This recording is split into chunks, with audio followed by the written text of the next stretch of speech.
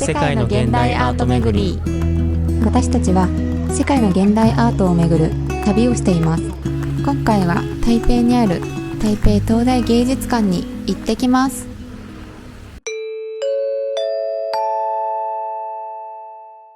現在、台湾桃園国際空港から台北駅に向かっているところです。空港から約1時間、台北駅に到着です。これから歩いて本日の宿に向かいます。現在、お昼の12時36分。気温は15度らしいですが、雨も風も思ったよりも強くて結構寒いです。今回の宿は Airbnb で予約しました。台北駅からも近くて、周りにもカフェや飲食店がたくさんあって、とても良い立地でした。チェックインは16時からだったので、荷物だけ預けて美術館に出発です。宿から美術館までは500メートル。もちろん歩いて向かいます。台北東大美術館に到着です。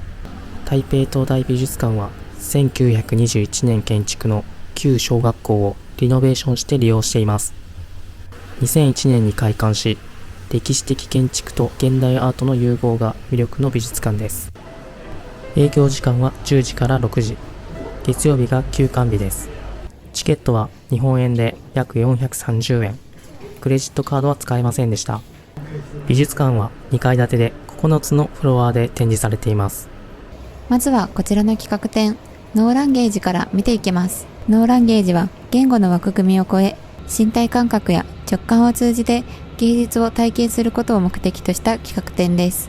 こちらの作品は台湾を中心に活躍するアーティスト、ホワン・シュアンさんの作品です。彼は言葉にできない感覚や制約された身体性に着目し、鑑賞者に感覚的な違和感をもたらす作品を作っています。こちらの作品は台湾出身のアーティスト、宮龍さんの作品です。彼女は紙を素材とした立体作品やドローイングなど多岐にわたって制作しています。素材の潜在的な可能性を表現した作品は現在の生命哲学を体現しています。ウー・リエンインさんは彫刻やインスタレーションを通じて日常生活の中で見過ごされがちな細部に焦点を当て、偶然の出会いや瞬間を捉える作品を制作しています。チェン・ウェイゼンさんは幾何学的な形状や日常的な素材を用いてインスタレーション作品を制作し、空間と物質の関係性、記憶や感覚の再構築を探求しています。2階に上がってきました。まだまだ作品はありそうです。リ・ティンフアンさんは視覚を通じた物質世界と記憶や感情を組み合わせ、日常生活と感受性の曖昧な境界に焦点を当てています。彼女は素材と空間の配置に注目し、物体とイメージを統合した空間インスタレーションを主に制作しています。ホアン・ハイシンさんは現在ニューヨークを拠点に活動するアーティストです。彼女の作品は見過ごされがちな瞬間をユーモラスで親しみやすいタッチで描いています。何これ？洗濯機が動いてる。実はこれコントローラーで動かすことができる参加型のアートなんです。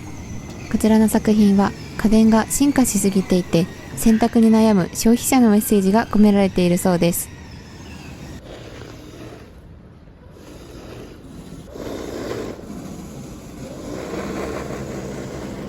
この作品は台湾の街頭に立ち並ぶ看板の景色を模範したものです。それぞれの看板が自己の存在を目立たせるために派手に装飾されています。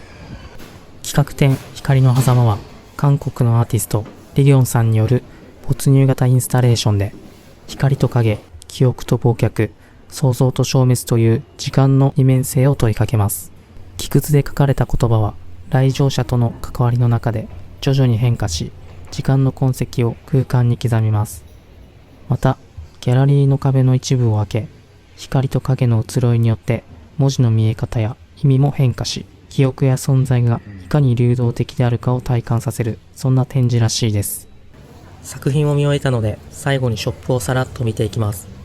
ショップはインフォメーションのすぐ隣にありました。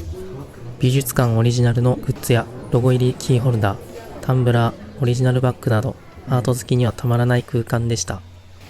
いやーめっちゃ良かったです、この美術館。思ったよりも長居してしまいました。今日一日全然コーヒー飲んでなかったので、宿の隣にあったカフェに向かっています。到着しました。オクラオスペシャリティコーヒーです。このオクラオのラオはラオスから来ています。オクラオは国際コーヒーオークションにも積極的に参加し、世界中の優れたコーヒー豆を買い付けています。これはロシア出身のロースターの方のコーヒーです。今回はこの豆で作ってもらいました。いちごのような甘酸っぱさと紅茶のようなフローラル感がたまらなく美味しかったです。ごちそうさまでした。